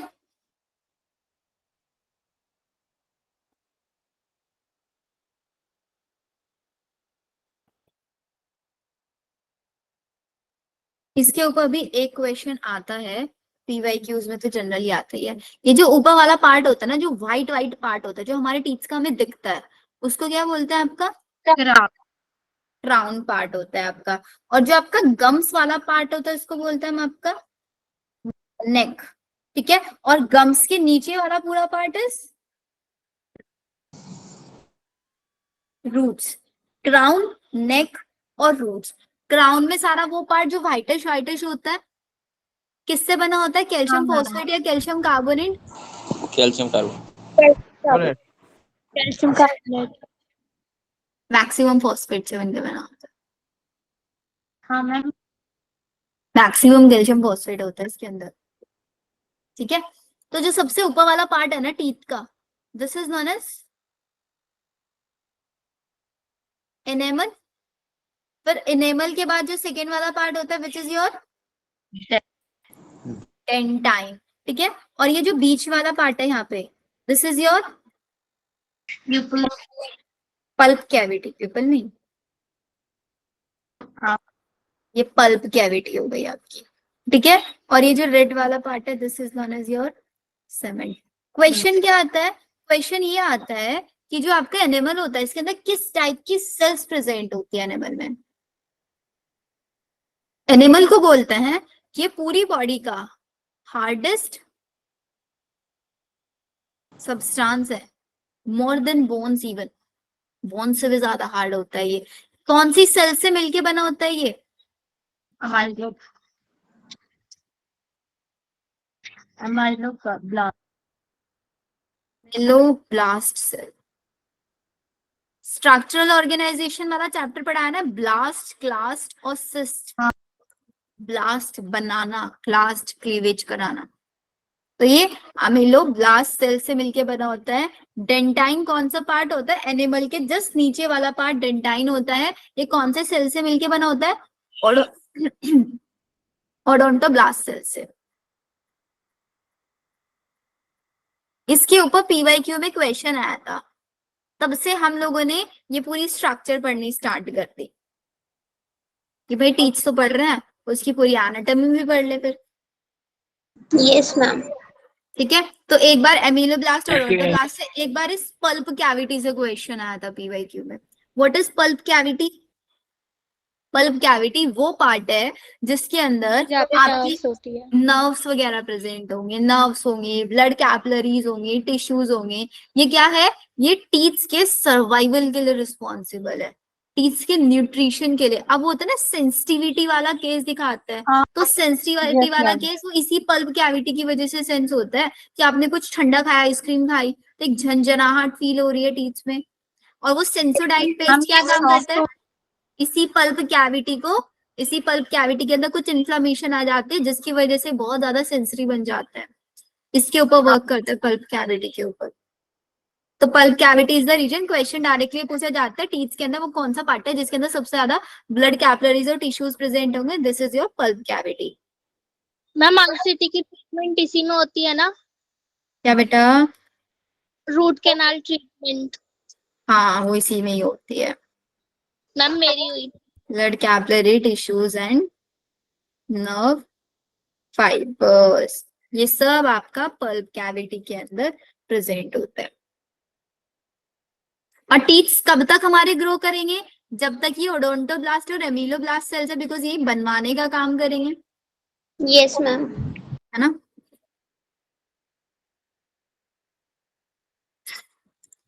लिख लो जल्दी से इसको।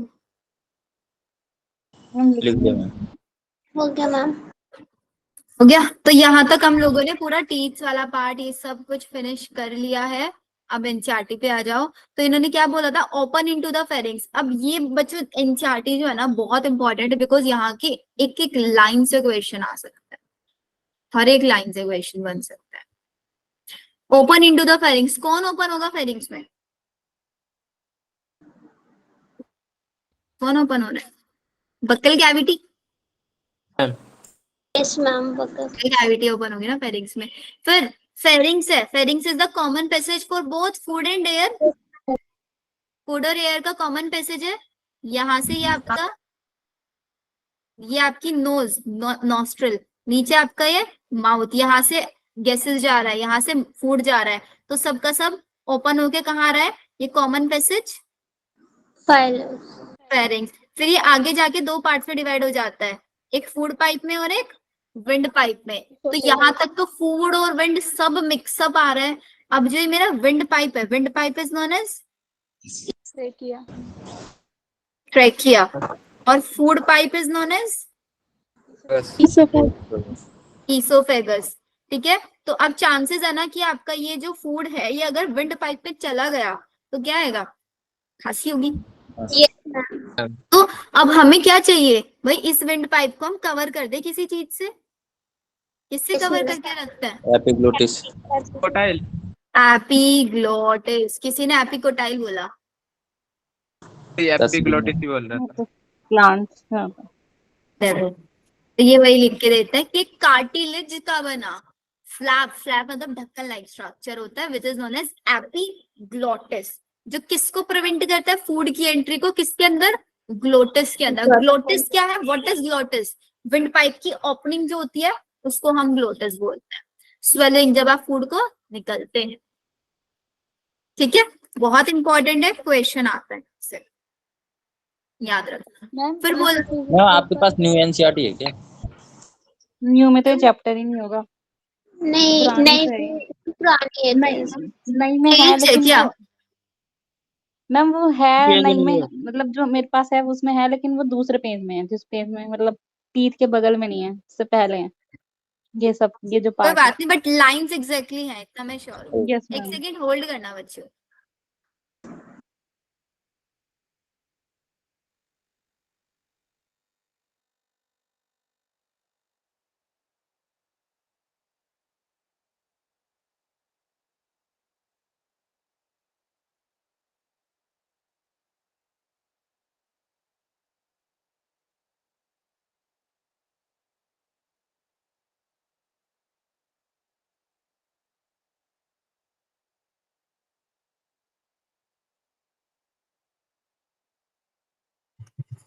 या तो क्या बोल रहे थे आप लोग, नई एनसीईआरटी और पुरानी एनसीईआरटी में कोई डिफरेंस है?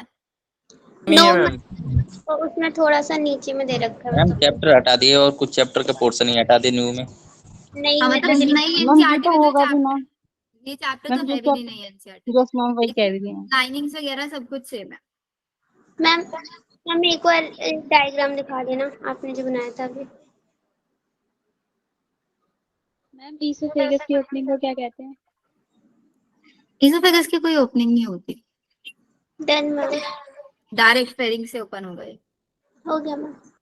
मैम यस हो गया। तो ये तो देखो हमने माउथ वाला पोर्शन पूरा कवर कर लिया। अब माउथ के अंदर एक बार डाइजेशन भी पढ़ लेते हैं, तो माउथ वाला पूरा पोर्शन क्लियर हो जाएगा हमारा।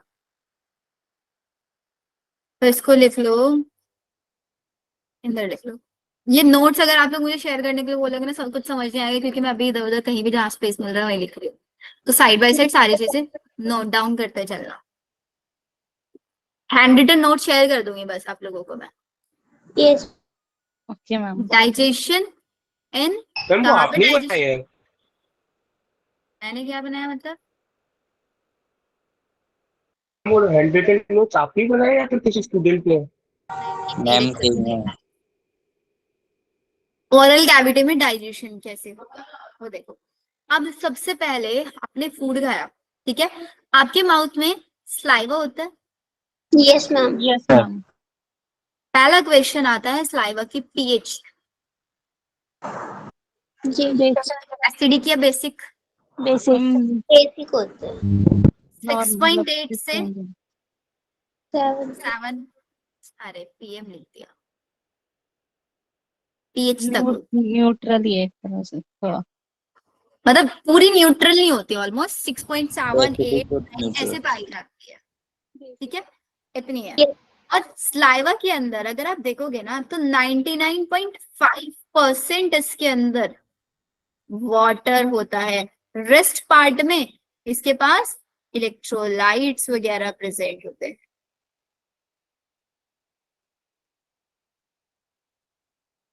ये सब प्रेजेंट होता है। स्लाइवा के अंदर ही एक एंजाइम प्रेजेंट होता है, लाइजोजाइम। क्या काम करता है लाइजोजाइम? बैक्टीरिया को बैक्टीरिया, फूड के अंदर आपने जो खाना खाया उस फूड के अंदर बैक्टीरिया वगैरह, बिकॉज हम लोग ऐसे होते हैं ना, ऑन रोड वाला भी फूड खा लेते हैं, स्ट्रीट फूड वगैरह, तो उसके अंदर चांसेस है, बिकॉज ओपन रहता है काफी चीजें, रोड मैम चल रहा है, इलेक्ट्रोलाइसिस मिड तो क्या चल रहा बताया था है, आपने?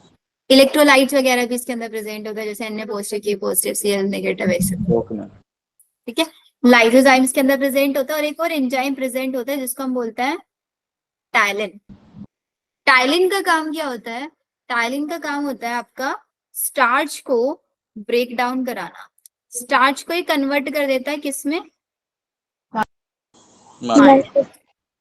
स्टार्च को। तो इसका मतलब हमने जो फूड खाया उस फूड के अंदर जो स्टार्च है उसका डाइजेशन सबसे पहले कहाँ से स्टार्ट होगा? आपके माउथ से स्टार्ट माउथ से स्टार्ट होगा। माउथ से फूड का डाइजेशन, और फूड के किस कंपोनेंट का? Starch, carbohydrate. ठीक है। अब बात आती है कि आपका क्या माउथ के अंदर भी कुछ ग्लैंड्स प्रेजेंट होती हैं? Salivary gland. टाइलिन क्या होता है?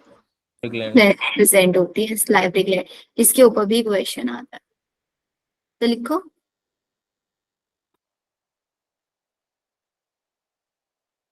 salivary gland. So total we have 3 types of salivary glands. The first one, parotid gland.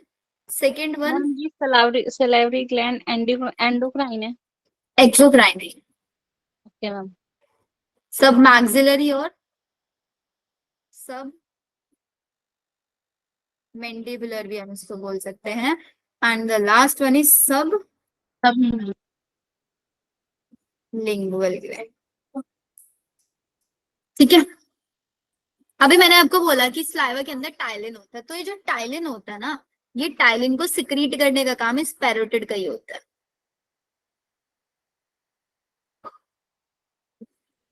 Ma'am ptyalin enzyme है। टाइलिन इज एंजाइम, ठीक है। अब ये कहाँ पे प्रेजेंट होती है? आई गेस लोकेशन पे, तो क्वेश्चन लोकेशन तो छोड़ दो। पैरोटिड ग्लैंड की डक्ट होती है, इसको हम बोलते हैं पैरोटिड डक्ट।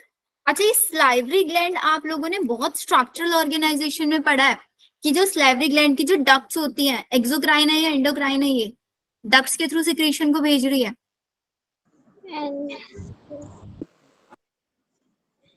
एंडोक्राइन है। मैं अभी आपने अभी आपने एक तो बोला था ना। अभी बताया था ना exocrine. Yes yes ma'am. Ma'am. ठीक है, एक्सोक्राइन ग्लैंड होते हैं क्योंकि डक्ट्स है ना भाई। Yes ma'am. आप एक्सोक्राइन और एंडोक्राइन में कंफ्यूज हो जाते हैं, कौन सी डक्टेड है कौन सी डक्टलेस है। No ma'am.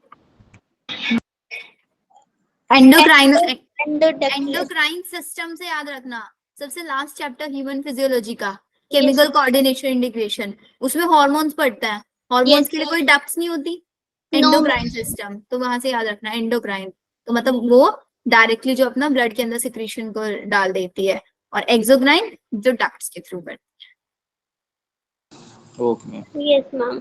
ठीक है, तो इसके पास एक प्रॉपर डक्ट होती है, पैरोटिड डक्ट, जिसके थ्रू ये अपना सिक्रीशन विच इज स्टाइलिन को भेजती है, and parotid duct is also known as Stenson's duct.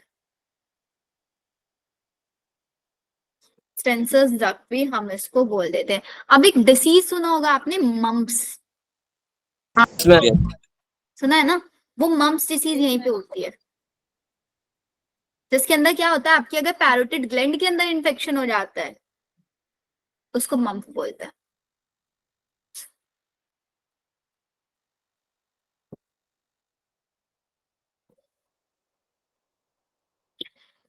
या फिर स्वेलिंग हो जाएगी। क्लियर है ये? Yes ma'am. और Yes, एक ma'am. और पॉइंट लिख लेना, जो पैरोटिड डक्ट है ना, ये ओपन कहाँ होती है, आपके अपर जो में,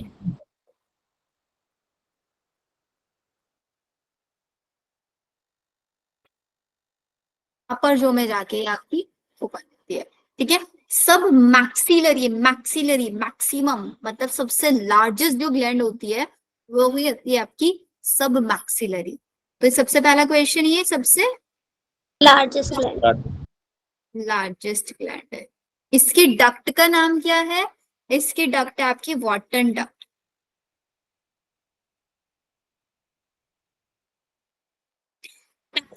लोअर जो में ओपन होती है, ठीक है, और वॉटन कहाँ पे ओपन होती है?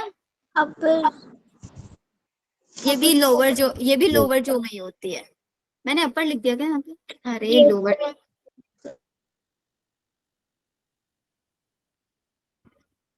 लोअर जो में होती है। वॉटन भी लोअर जो में ही होती है, लेकिन एक इसकी ना स्पेशल लोकेशन है, आपकी जो इंसीजर्स होते हैं ना उसके जस्ट बिहाइंड, उसके जस्ट पीछे की साइड में इसकी डक्ट की ओपनिंग है, बिहाइंड इंसीजर्स टी।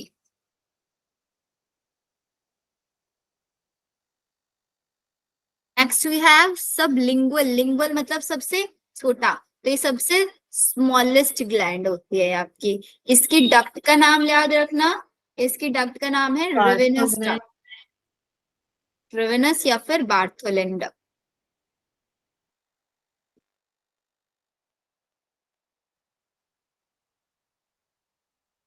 और पूरा जो स्लाइवा सिक्रीशन का काम करता है ना, उन स्लाइवा सिक्रीशन में सबसे ज्यादा लार्जेस्ट ग्लैंड मैक्सिलरी है, तो 75 स्लाइवा का सिक्रीशन सब मैक्सिलरी करेगा। लिंगुअल सबसे छोटा है, तो ये सिर्फ 5% करेगा।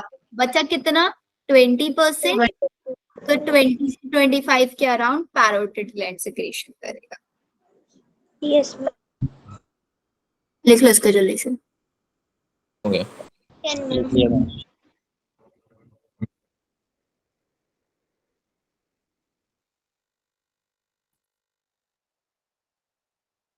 हो गया?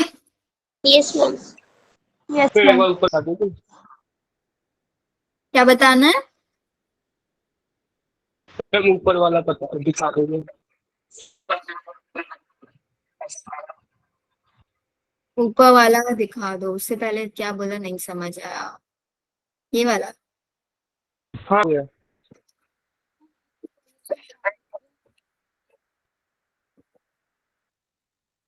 आ जाओ अब एनसीईआरटी पे। अब एनसीईआरटी को फॉलो करते हैं। देखो यही पार्ट है, स्टार्टिंग में कुछ पार्ट है जिससे आउट ऑफ एनसीईआरटी, इसके बाद सारा एनसीईआरटी से ही चलेगा, उसके बाद ज्यादा आउट ऑफ एनसीईआरटी नहीं आएगा। ठीक है, ईसोफेगस क्या है? ईसोफेगस एक थिन लॉन्ग ट्यूब है जो कि पोस्टीरियरली प्रेजेंट होती है, कहां से? Passing through the neck. अब स्टेटमेंट्स बहुत ध्यान से करना, डायरेक्ट स्टेटमेंट क्वेश्चंस बने। ईसोफेगस थिन लॉन्ग ट्यूब है, एक्सटेंड होती है पोस्टीरियरली, किसके थ्रू? आपके गले में से निकल के जाते हैं ना, पासिस थ्रू द नेक। या थॉरिक्स एंड डायफ्राम कहाँ तक जाते, leads to a J shape. अब ये डायफ्राम, डायफ्राम में पता है, समझते हो डायफ्राम वाला कैसे, देखो इसको थोड़ा लेबलिंग करके मैं दिखाती हूँ।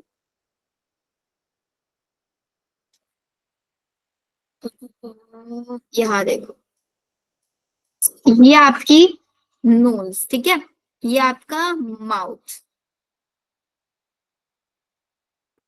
ऐसे आ रहा है, कॉमन पैसेज है, फिर ये आपका ईसोफेगस और ये आपका विंड पाइप, ठीक है।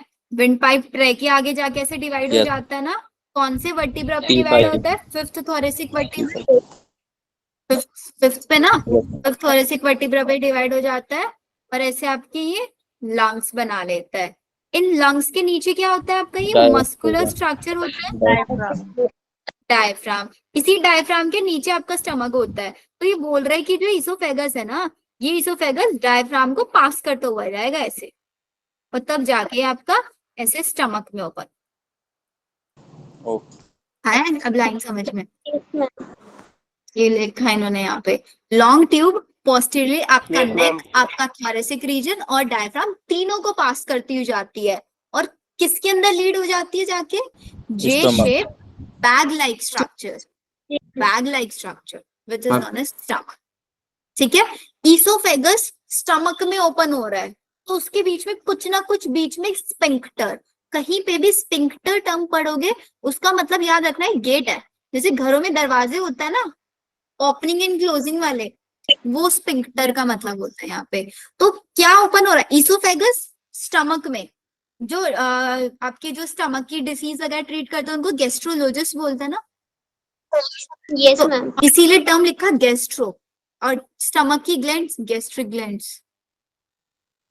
तो स्पिंक्टर का नाम क्या है, gastro oesophageal sphincter, gastro oesophageal, oesophagus से स्टमक में जो ओपन कर रहा है, रेगुलेट क्या कर रहा है, opening of oesophagus into the stomach. तो ये याद रहेगा ना, yes ma'am. Gastro-oesophageal, opening of oesophagus into the stomach. Stomach जो होता है वो कहाँ पे प्रेजेंट होता है, इसकी लोकेशन, आपका स्टमक लोकेटेड है कहाँ पे, upper left portion of the abdominal cavity, abdominal cavity के लेफ्ट साइड में प्रेजेंट है। और स्टमक के अंदर तीन पार्ट से लिखवा दिए थे, सबसे पहले कार्डियक, कार्डियक वो पोर्शन जिसमें इसोफेगस ओपन होगा, फिर नेक्स्ट आपका फंडस वाला पार्ट जिसके अंदर सबसे ज्यादा गैसेस भरी रहती है, और फिर आपका पाइलोरिक पार्ट, पाइलोरिक वो पार्ट जो कि जाके ओपन होगा किसमें, स्मॉल इंटेस्टाइन में, ठीक है। ये डायग्राम देखो अब एक बार, यहाँ पे जो ये स्पिंक्टर है, दिस इज विच इंस्पेक्टर,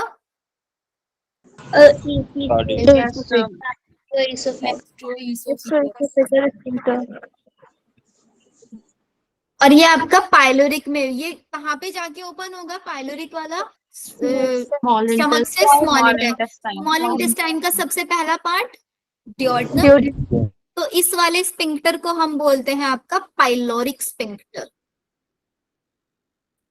तो आपसे कोई क्वेश्चन पूछे कि हमारे स्टमक में कितने स्पिंक्टर होता है, तो टोटल वी हैव 2 स्पिंक्टर्स ना। Yes, ma'am. एक स्पिंक्टर तो इसोफेगस की ओपनिंग को कर रहा है, और एक स्पिंक्टर स्टमक की ओपनिंग को दिखा रहा है डियोडनम के अंदर। Yes, ma'am. क्लियर, याद रहेगा। फिर आपका फंडस पार्ट एंड फिर आपका कार्डियक एंड आपका पाइलोरिक, ठीक है। देखो मैम आपने फंडस के लिए क्या बोला था? फंडस वो पार्ट होता है जिसके अंदर सबसे ज्यादा गैसेस भरी रहती है स्टमक, मतलब स्टमक में होता है ना गैस बन जाती है, तो स्टमक के फंडस वाले पोर्शन में गैस बनती है।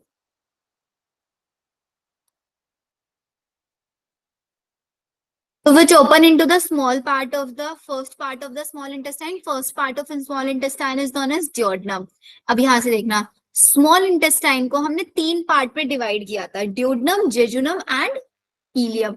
यहाँ से बहुत क्वेश्चन आते हैं, why we call it small intestine, हम स्मॉल इंटेस्टाइन को स्मॉल क्यों बोलते हैं, पहला क्वेश्चन तो यही बताओ। मैम क्योंकि इसका डायमीटर स्मॉल होता है। लार्ज इंटेस्टाइन को लार्ज क्यों बोलते हैं, स्मॉल इंटेस्टाइन को स्मॉल क्यों बोलते हैं? मैम क्योंकि स्मॉल इंटेस्टाइन हाईली कोल्ड होती है। नहीं कोमल, देखो स्मॉल इंटेस्टाइन हम क्या इमेजिन करते हैं कि स्मॉल इंटेस्टाइन साइज स्मॉल होगा। एक बार इसका डायग्राम देखो, जो फर्स्ट पेज पे डायग्राम था वो दिखाती हूँ आपको।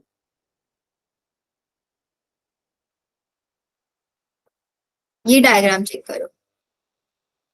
ओरल कैविटी, आपका माउथ, पैरोटिड ग्लैंड, सब मैक्सिलरी, सब लिंगुअल पढ़ लिया हमने, ठीक है।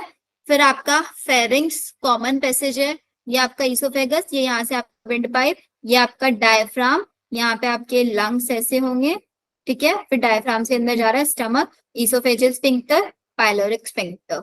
अब ये पाइलोरिक स्फिंक्टर से आपका आके जाके ओपन हो रहा है। सबसे पहले सी शेप स्ट्रक्चर दिख रही है, yes ma'am. This C shape structure is known as duodenum. फिर डियोडनम के बाद देखो सब स्मॉल इंटेस्टाइन का साइज बड़ा दिख रहा है, लार्ज वाली ये जो पिंक पिंक वाली है, ये जो बीच में कॉइलिंग वाली है ना, ये स्मॉल है, और साइड जो कवरिंग टाइप से बना रही है वो लार्ज है। तो साइज किसका बड़ा है?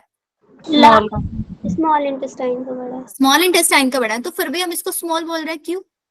मैम इसमें क्योंकि जो डाइजेशन हो जाता है वो मैम डायमीटर सबसे ज्यादा डाइजेशन तो मैम स्मॉल इंटेस्टाइन में होता है। सबसे ज्यादा digestion small, it is the complete side, complete Yes. Side of the digestion. क्यों? बिकॉज ये आपका जो स्मॉल इंटेस्टाइन है इसका डायमीटर, अब आप चेक करो डायमीटर किसका छोटा है? स्मॉल इंटेस्टाइन, लार्ज इंटेस्टाइन का डायमीटर। तो ये जो स्मॉल और लार्ज टर्म दिया गया है ना, ये डायमीटर के बेसिस पे दिया गया है, क्वेश्चन आता है यहाँ पे। तो स्मॉल और large, they are not defining their size, it is defining their diameter, okay. ठीक है, यस मैम। याद रखना ये चीज।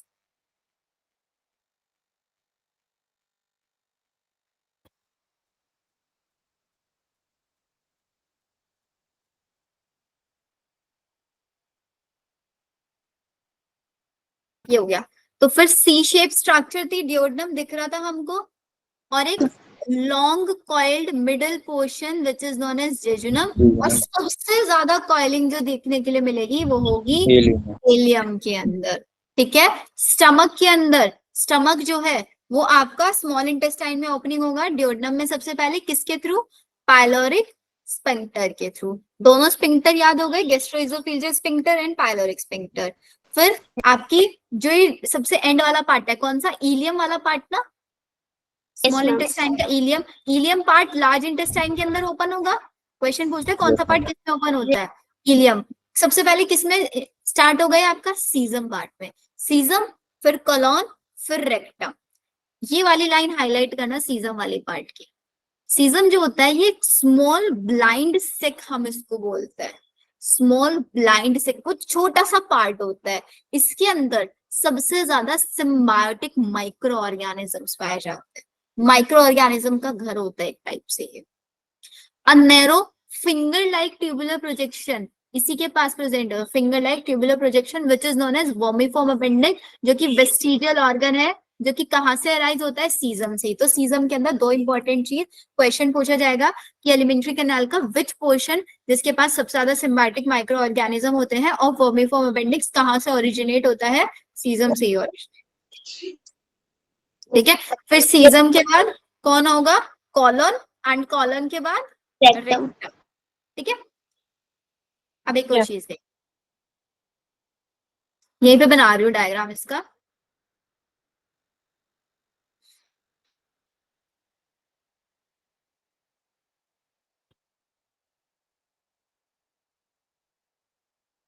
This is large intestine, yes ma'am. ठीक है। तो लार्ज इंटेस्टाइन में जिसका कॉलन वाला पार्ट होता है ना, इसको हम तीन पार्ट में डिवाइड करते हैं। ये वाला part is your ascending colon, ascending colon, and this one is descend trachea और ये डिसेंड ट्रांसवर्स कॉलन, और ये नीचे की साइड आ रहा है डिसेंडिंग को। डिसेंडिंग को। Descending colon. ये तीन पार्ट होगा, और फिर डिसेंडिंग पार्ट जो होता है आपका, यही जाके ओपन हो रहा है किसमें? रेक्टम में। और रेक्टम की ओपनिंग ये हुआ पूरा एलिमेंट्री कैनाल के बारे में। वही डिसेंडिंग पार्ट ओपन होता है किसमें? रेक्टम में। वो जो ओपन आउट होता है किसके थ्रू? एनस के थ्रू। पूरी एलिमेंट्री कैनाल इन्होंने बता दिया। सबसे पहले माउथ, माउथ के अंदर बक्कल कैविटी, ओरल कैविटी, वहां पे टीथ से 4 टाइप के टीथ से, डाइफायरोडोंट है जो के अंदर एम्बेडेड है। टंग लिंगुअल फ्रेनुलम से अटैच है, फ्लोर से अटैच है। टंग के ऊपर पेपिलाज होता है, 4 टाइप के पेपिलाज होता है। फिर पोस्टीरियर पार्ट में उल्वा होता है आपका, किसमें, पैलेट वाले रीजन में। फिर आपका pharynx, common passage, food and air दोनों के लिए। देन उसके बाद आपका ईसोफेगस, ईसोफेगस के अंदर पेरिस्टाल्टिक मूवमेंट होता है। पेरिस्टाल्टिक मूवमेंट भी आपको बताना बाकी है, वो बताऊंगी, ठीक है। फिर स्टमक, ईसोफेगस स्टमक में ओपन होता है, गैस्ट्रोइसोफेजियन स्फिंक्टर। फिर स्टमक के बाद वो स्मॉल इंटेस्टाइन है, पाइलोरिक स्फिंक्टर के थ्रू स्मॉल इंटेस्टाइन के अंदर ड्यूodenum जेजुनम इलियम। फिर वहां से आपका लार्ज इंटेस्टाइन में caecum, colon, rectum. Caecum is the part which is known as small blind sac. सबसे ज्यादा माइक्रो ऑर्गेनिज्म वहीं पे पाया जाता है, सिम्बायोटिक वाले, और वही आपका वर्मीफॉर्म अपेंडिक्स बनाता है।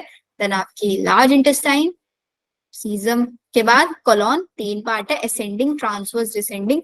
डिसेंडिंग से ही अटैच होता है रेक्टम, रेक्टम फिर जाके ओपन होता है एनस के अंदर।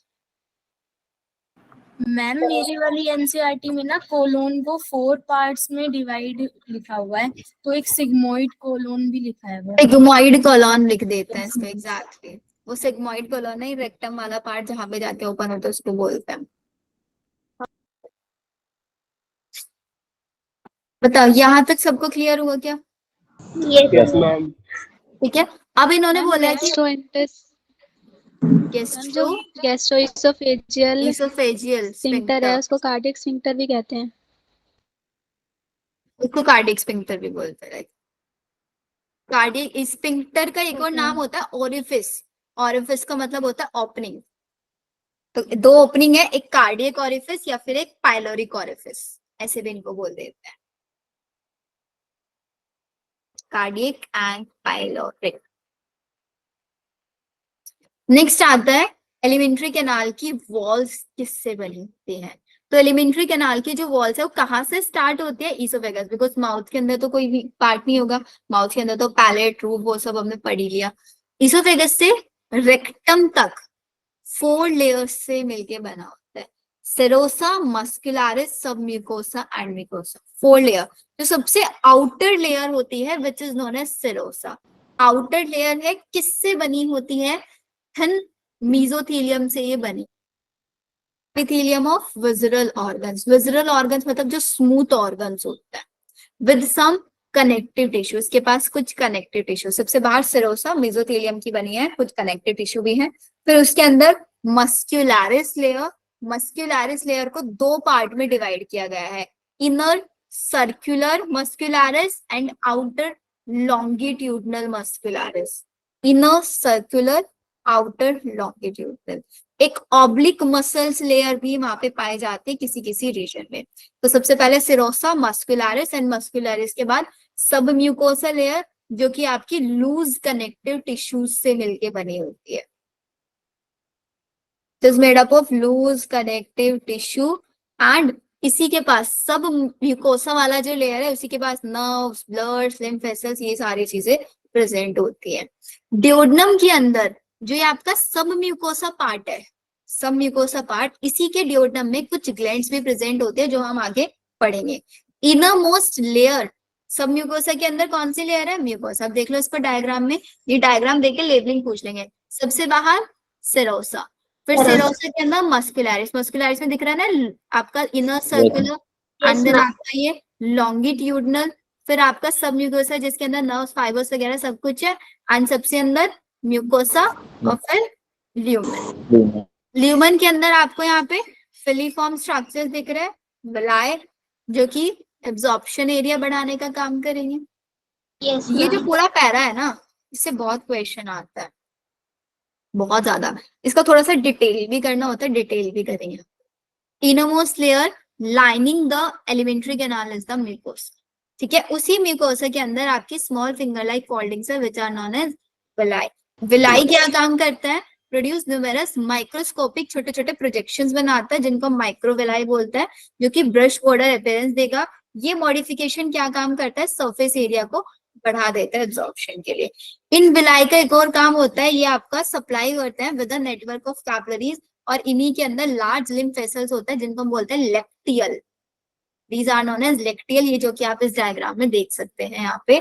जैसे कि आपका ये आपकी विलाई है, जैसे फिंगर लाइक प्रोजेक्शन, इन्हीं फिंगर लाइक प्रोजेक्शन विलाइज के बीच में आपके लेक्टियल्स है ना, कैपिलरीज वगैरह की जो सप्लाई है वो यहाँ पे, क्योंकि इसी के जस्ट इनर साइड में आपकी कौन सी लेयर थी, सब म्यूकोसा।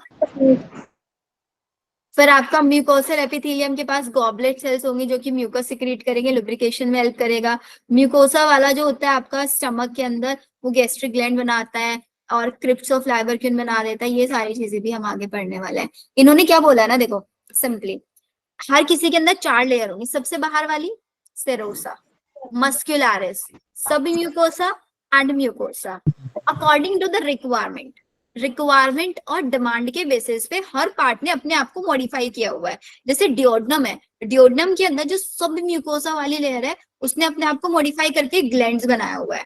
स्मॉल इंटेस्टाइन वाला पार्ट है, उसका काम है ज्यादा से ज्यादा चीजों को एब्जॉर्ब करना फूड को, तो उसने अपने अंदर क्या कर लिया है, विलाइज बनवा लिया है। ऐसे जो हमारा स्टमक है, स्टमक को गॉबलेट सेल्स चाहिए क्योंकि स्टमक के अंदर एचसीएल का सिक्रीशन होगा, सारी चीजें पढ़ेंगे, तो वहां पे उसको न्यूट्रलाइज करने के लिए म्यूकस चाहिए। तो उसने क्या किया, स्टमक की जो म्यूकस वाली लेयर थी उसने उसको मॉडिफाई करा के गॉबलेट सेल्स बनवा लिया। ऐसे इनके अंदर क्या है, मॉडिफिकेशन है, अलग अलग जगह पे अलग अलग modification based on their requirement. Clear? Yes ma'am clear. आज इसको फिर इतना ही रखते हैं। आई गेस इस वाले चैप्टर में हमारे 2 लेक्चर और लगेंगे, फिर ये चैप्टर बहुत अच्छे से फिनिश हो जाएगा हमारा। Yes ma'am. कल तो स्कूल की सबकी छुट्टी होगी ना? तो मैम हम 7 अक्टूबर तक तो छुट्टी, मतलब एग्जाम चलेंगे मैम। हाँ एग्जाम तक तो छुट्टी है। हाँ तो बस तब तक तो हम ये पूरा ह्यूमन फिजिक्स निपटा देंगे। 11th मैम खत्म हो जाएगी फिर उसमें। मैम 1.5 घंटा क्लास तो ले ही सकते हो, सुबह में आप इससे ज्यादा। Yes ma'am. मैम इवनिंग की क्लास होएगी क्या? आज तो होगी शायद से। मैम इसी 20 में टाइम पर क्लास होती है? 20 में कौन सा एग्जाम है आपका? मैम मैथ्स है। मैम बायो बायो का 22 को है। मैम बायो 22 बायो 22 20 को तो मैथ्स है।